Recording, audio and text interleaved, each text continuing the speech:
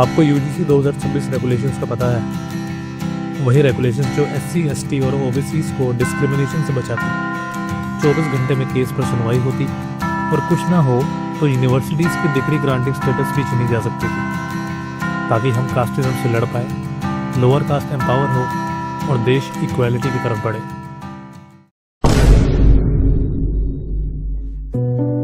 वो अब नहीं होने वाला, क्योंकि सुप्रीम कोर्ट ने इस पर रोक लगा दी है।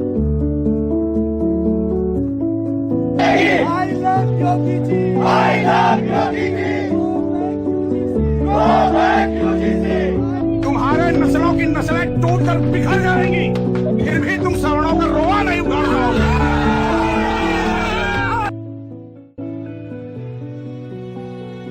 ये जो प्रदर्शन आप देख रहे हैं, ये किसी को तरक्की या सुविधा दिलाने का नहीं, बल्कि जातिवाद के सपोर्ट में हो रहा है। हाँ, आपने सही सुना। Let me explain. यूजीसी के नए रेगुलेशंस आ चुके हैं और इस बात से कुछ certain section of upper caste group बहुत नाराज हैं। इतने भड़के हुए हैं कि वो लोग सड़कों तक आ चुके हैं अपना प्रदर्शन करने। इससे पहले हम इस मेल्टडाउन पर आए, पहले जल्दी से यूजीसी रेगुलेशंस एंड इसकी ज़रूरत समझ लेते हैं।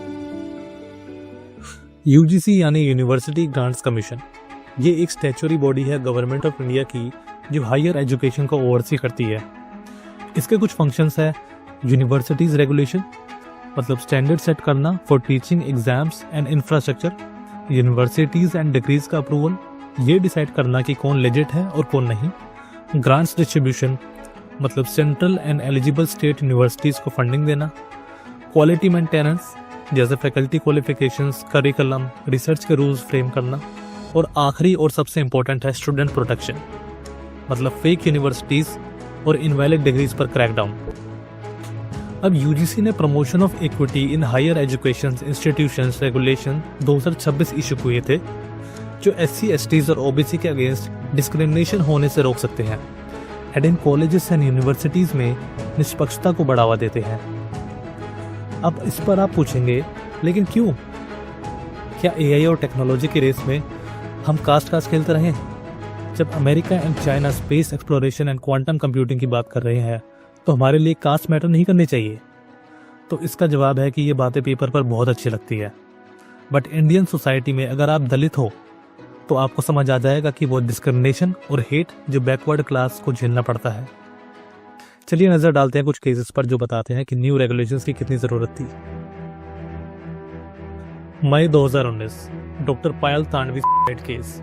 एक 26 साल की पोस्ट ग्रेजुएट मेडिकल स्टूडेंट करती है कास्ट बेस्ड डिस्क्रिमिनेशन की वजह से। किसी ने उसकी कंप्लेंट पर एक्ट तक नहीं किया, एचओडी तक ने नहीं। नवंबर 2023, कास्ट बेस्ड डिस्क्रिमिनेशन होता है कैंपस प्लेसमेंट प्रोसेस में IIT Delhi and IIT Bombay में। रोहित वेमुला केस, 26 साल का पीएचडी स्टूडेंट कर लेता है allegations same caste based discrimination. Union education ministry के एस्टिमेट्स के अकॉर्डिंग 2014 से 2023 के बीच आईआईटी कैंपसेस में हर साल कम से कम 400 हुए हैं। 2021 तक टोटल 34 सुसाइड रिकॉर्ड किए गए, जिसमें से आधे से ज्यादा students SC and OBC background से थे। लेकिन आईआईटी बॉम्बे, दिल्ली, कानपुर और मद्रास के स्टूडेंट ग्रुप्स ने मीडिया से बात करते हुए कहा कि एक्चुअल नंबर इससे काफी ज्यादा है। और ये कोई टियर 3 के रिमोट कॉलेज में नहीं हो रहे, बल्कि top rated medical colleges and IITs की कहानी है। तो आप सोच सकते हैं कि बाकी कॉलेजेस का क्या हाल होगा। अब वापस आते हैं इस न्यू रेगुलेशंस की तरफ। इसकी एप्लीकेबिलिटी रहेगी teachers, students and other non teaching staff पर। और इस रेगुलेशंस के इंपॉर्टेंट पॉइंट्स थे 3C, 4, 5, 9, 11 और 12। ये है ऑफिशियल नोटिफिकेशन यूजीसी का।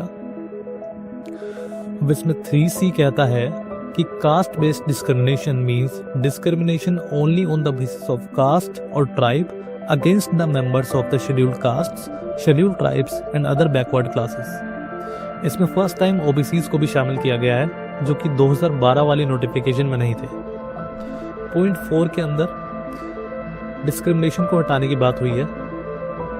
पॉइंट 5.5 के अंदर इक्वल अपॉर्चुनिटी सेंटर बनाने को बोला गया था। ये सेंटर डिसएडवांटेज्ड ग्रुप्स की पॉलिसीज एंड प्रोग्राम्स पर काम करते हैं। इसके साथ इक्विटी कमेटी की बात होती है। अब आप वो कमेटी बना ही नहीं सकते जहाँ पे सब अपर कास्ट के मेंबर हो। इसके according SC, ST and OBC members को पैनल पर होना ही चाहिए। 5.11 के अंदर इक्विटी स्क्वाड्स बनाने को बोला है। इसको आप एंटी रैगिंग स्क्वाड्स की तरह भी देख सकते हैं, लेकिन कास्ट के लिए। इसमें मोबाइल टीम्स होंगी जो वल्नरेबल स्पॉट्स, जहां इनडायरेक्ट या डायरेक्ट डिस्क्रिमिनेशन होने के चांसेस है, वहां की पेट्रोलिंग करते हैं, जैसे हॉस्टल्स एंड कैंटीन्स। 5.12 में आते हैं तो हमें दिखता है इक्विटी एम्बेसडर्स के बारे में। इक्विटी एम्बेसडर्स बेसिकली कैंपस पे जो SC, ST, OBC स्टूडेंट्स का पहला दोस्त है। इनका काम है तुम्हारे डिपार्टमेंट या हॉस्टल में कास्ट बेस्ड डिस्क्रिमिनेशन को रोकना। अगर कोई बदतमीजी हो तो एम्बेसडर को बताओ। वो 24 घंटे के अंदर इंक्वायरी शुरू करवाने और तुम्हें जस्टिस दिलाने के लिए लीगली जिम्मेदार है। अब उस मेन पॉइंट पर आते हैं जिससे इनकॉम्पिटेंट एंड आलसी यूनिवर्सिटीज बहुत परेशान हो गई थी, जो है कॉन्सिक्वेंसेस नॉन कंप्लायंस पर। अगर कॉलेज फेल होता है किसी बच्चे को प्रोटेक्ट करने में डिस्क्रिमिनेशन से, तो वो UGC स्कीम से डिबार हो जाएगा, डिग्री इशू नहीं कर पाएगा, debarred from ODN and online mode programmes, मतलब कोई भी ओपन एंड डिस्टेंस लर्निंग या ऑनलाइन प्रोग्राम्स ऑफर नहीं कर पाएगा। एंड फाइनल लेन इन द कॉफिन है 2F एंड 12B से रिमूव होना। 2F में इंडिया के list of all recognised universities colleges है, और अगर तुम रिकॉग्नाइज नहीं हो तो तुम्हारी डिग्री इनवैलिड है। 12B डिक्लेयर करता है कि इंस्टीट्यूशन फिट है सेंट्रल असिस्टेंस रिसीव करने के लिए। एंड 12B से रिमूव होने का मतलब है सारी गवर्नमेंट फंडिंग बंद हो जाना। देखो, अगर तुम्हारे साथ किसी भी तरह का कास्ट डिस्क्रिमिनेशन होता है तो तुम मदद की भीख नहीं मांगोगे, तुम एक लीगल मशीन को एक्टिवेट करोगे। आओ बताता हूँ ये कैसे काम करता। अगर ये नए नियम लागू हो जाते तो इक्विटी एम्बेसडर के रिपोर्ट मिलने के 24 घंटे के अंदर इक्विटी कमेटी को मीटिंग करनी पड़ती, और 15 दिन के अंदर इन्वेस्टिगेशन फिनिश होगी। इस पर वो स्टूडेंट, टीचर या स्टाफ जिसने डिस्क्रिमिनेशन किया है सस्पेंड हो सकता है। अगर वहाँ भी कुछ नहीं होता तो वाइस चांसलर या प्रिंसिपल के पास आप जा सकते हैं। उनके पास 7 दिन होंगे डिसीजन लेने के लिए। अगर वहाँ भी जस्टिस नहीं मिलता है आपको, तो आप कॉलेज के बाहर ओम्बड्समैन को कांटेक्ट कर सकते हैं, जिसकी डिसीजन डेडलाइन होगी 30 दिन। और अगर ये भी आपके साथ गेम्स खेलते रहें तो you can directly go to the UGC, जो पूरे कॉलेज को नक्शे से हटा सकता है।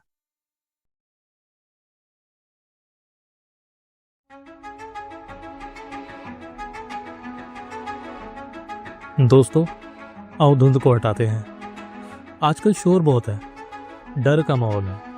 लोग चिल्ला रहे हैं कि नए UGC रूल्स एक हथियार है। वो कह रहे हैं कि ये रूल्स हमारे कैंपसेस को तोड़ देंगे। ये अपर कास्ट को टारगेट करने के लिए बनाए गए हैं, और ये मेरिट का एंड है। लेकिन चलो ब्रूटली ऑनेस्ट होते हैं, ये डर इसलिए है क्योंकि शायद हमने इंसाफ का असली मतलब कभी समझा ही नहीं। ये रूल्स कोई तलवार नहीं है, ये एक ढाल है। और आज मैं तुम्हें बताता हूँ कि ये पॉलिसी इंडियन एजुकेशन के लिए सबसे बेस्ट चीज़ क्यों है। सिर्फ दलित्स के लिए नहीं, बल्कि हर उस इंसान के लिए जो सच में मानता है। सबसे पहले इस टारगेटिंग वाले मिथ को तोड़ते हैं। तो मेरे जनरल कैटेगरी दोस्तों के लिए जो डरे हुए हैं, ज़रा फाइन प्रिंट पढ़ो। ये कानून ये नहीं कहता कि गिल्टी अंटिल प्रूवन इनोसेंट। ये कहता है हर्ड विद इन 24 आवर्स। ज़मीन आसमान का फर्क है इसमें।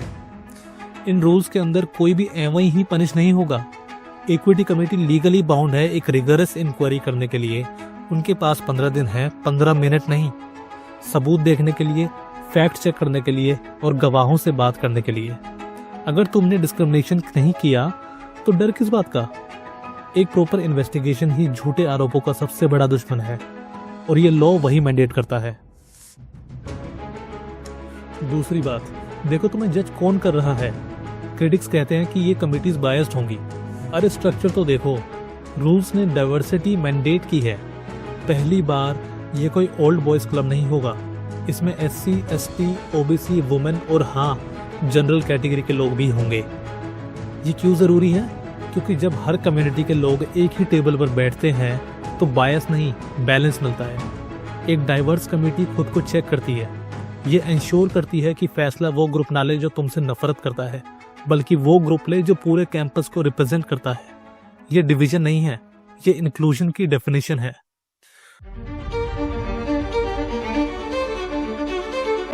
अब उनकी बात करते हैं जिन्हें एक्चुअली इसकी जरूरत है। दशकों से एक दलित स्टूडेंट की कंप्लेंट किसी धूल खाई फाइल में दब के मर जाती थी, उन्हें बोला जाता था एडजस्ट कर लो या मजाक था। ये पॉलिसी गेम चेंज करती है। ये उस मार्जिनलाइज स्टूडेंट को बोलती है तुम मैटर करते हो, तुम्हारी डिग्निटी की भी एक डेडलाइन है। जब लोग कहता है कि प्रिंसिपल को 7 दिन में एक्शन लेना ही पड़ेगा तो वो डर खत्म हो जाता है कि सिस्टम रिग्ड है।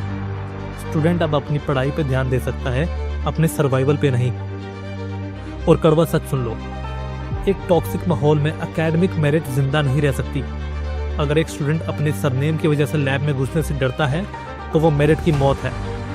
कैंपस को साफ करके डिस्क्रिमिनेशन की गंदगी को निकाल के ये रूल स्टैंडर्ड गिराते नहीं हैं, उठाते हैं। ये इंश्योर करते हैं कि हर स्टूडेंट चाहे वो किसी भी घर में पैदा हुआ हो अपनी इंटेलिजेंस पे कम्पीट करे, इंटिमिडेशन पे नहीं। तो कोई तुम्हें ये ना बोले कि ये कास्ट वॉर है। ये एक क्लीन अप ऑपरेशन है। ये एक ऐसा कैंपस बनाने के बारे में है जहां हमें हमारे ग्रेड्स अलग करे, हमारे दादा परदादा का नाम नहीं। ये फेयर है, ये ज़रूरी है और बहुत पहले हो जाना चाहिए था। और अभी भी शक है कि हमें इन रूल्स की ज़रूरत क्यों है तो सड़कों पे देख लो। इस हफ्ते जो हुआ वो देखो। जैसे ही गवर्नमेंट ने मैदान बराबर करने की कोशिश की, हमने बैकलैश देखा। हमें कोई डिबेट नहीं दिखी, हमें ताकत का प्रदर्शन दिखा। हमें प्रोटेस्ट दिखे, इंसाफ के लिए नहीं बल्कि स्टेटस को मेंटेन करने के लिए। और नतीजा क्या निकला? सुप्रीम कोर्ट ने रूल्स पे रोक लगा दी, सिस्टम की आंख झपक गई। लेकिन मैं तुम्हें बताता हूँ इस पॉज ने एक्चुअली क्या किया है। इसमें शांति नहीं थी, इसने चेहरे से नकाब उतार दिया है। सोशल मीडिया खोल के देख लो, दलित के खिलाफ अब नफरत छुप नहीं रही, बोल्ड लेटर्स में ट्रेंड कर रही है। ये गंदी दर है, ये हमको कैसे बोल रहे हैं, चमरिया बोल रहे हैं, ये इतने गंदे गंदे गाली दर है। से पीछे से वार करके देखा है। अब पूरा महिला के रेप करके रखे, महिला रूम मरीज पूरा महिला का रेप करके रखे, कपड़ा वो सब छीने ला पुरुष मन देख सकते जीरो चाची है सब ऐसे करेंगे पूरा। अब बोला तो इसकी चमड़ा समाजला गांव से निकालबो, चमड़ा समाजला गांव से निकालबो बोला तो इसे जब मेरा पोटी सुपरवाइजर है, वो मैं ऐसे मारूंगे ना कि हाँ एकदम सोचा भी पाऊंगी ये समझी आई। मेरे पोटी सुपरवाइजर अपने का कोई चीज छोड़ सकता मार नहीं आई ऐसा कर भी आ रही है।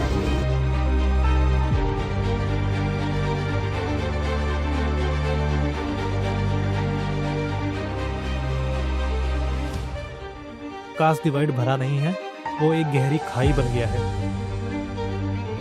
ये रिएक्शन प्रूफ है कि यूजीसी इक्विटी रूल्स क्यों जरूरी थे। क्योंकि 2026 में भी जब दलितों के ऊपर उठाने के लिए कोई कानून बनता है तो प्रिविलेज्ड लोगों के पास इतनी ताकत है कि वो उसे वहीं रोके। उन्होंने साबित कर दिया है कि वो कमजोरों के लिए बने गवर्नमेंट डिसीजन को पैरालाइज कर सकते हैं। उन्हें लगता है ये स्टे ऑर्डर उनकी जीत है। लेकिन मैं कहता हूँ ये एक खुलासा है। ये दिखाता है कि लगाम किसके हाथ में है और ये दिखाता है कि हम चुप रहना अफोर्ड नहीं कर सकते। उन्होंने लड़ाई सड़कों पर शुरू की है, अब बारी हमारी है इसे इतिहास में ले जाने की।